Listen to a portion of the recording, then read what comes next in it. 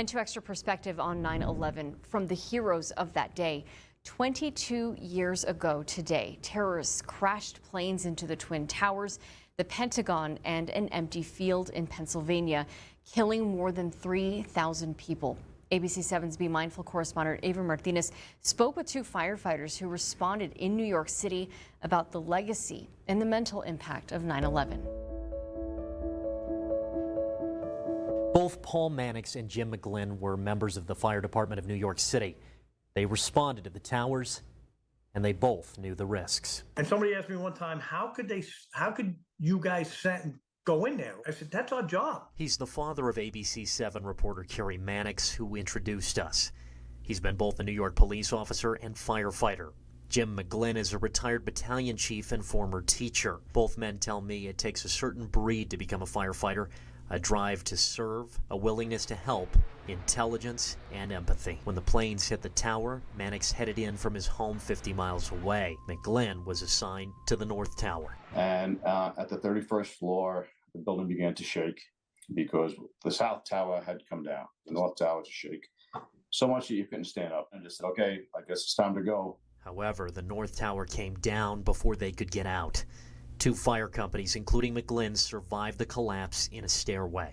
A miracle, it just came straight down like in a pancake.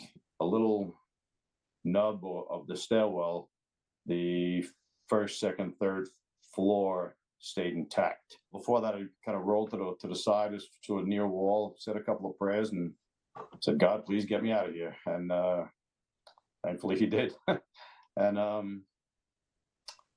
when it all stopped, I stood up, dusted myself off, and said, okay, and then contacted the rest of the guys. McGlynn and his fellow firemen made radio contact with Fire Chief Richard Prunty. He was below them and had been directing people out of the lobby with a flashlight when the tower fell. And I said, okay, Chief, hang in there. And he was pinned down by an I-beam. The fireman kept talking with Prunty and tried multiple times to reach him. And his final words would tell my wife and kids I love them. And not being able to get to one of your own, it was difficult. When he was able to get out of the stairwell, McGlynn saw nothing but debris.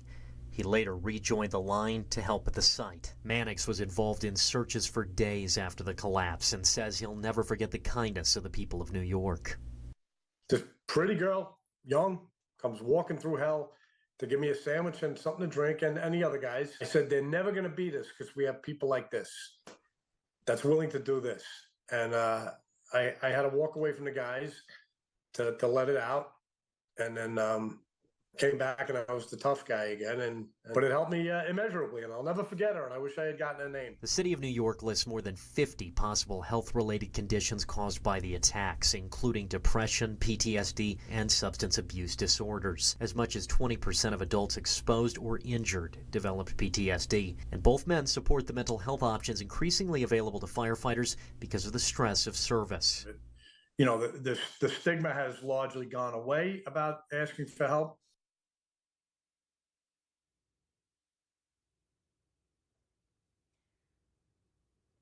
And that was Avery Martinez reporting. More than 2,000 people were killed on September 11th just in the towers. 343 firefighters lost their lives that day. As of this year, 341 firefighters died due to complications from the attacks on the towers. If you need mental support, the National Crisis Hotline 988 is always available by phone or by text.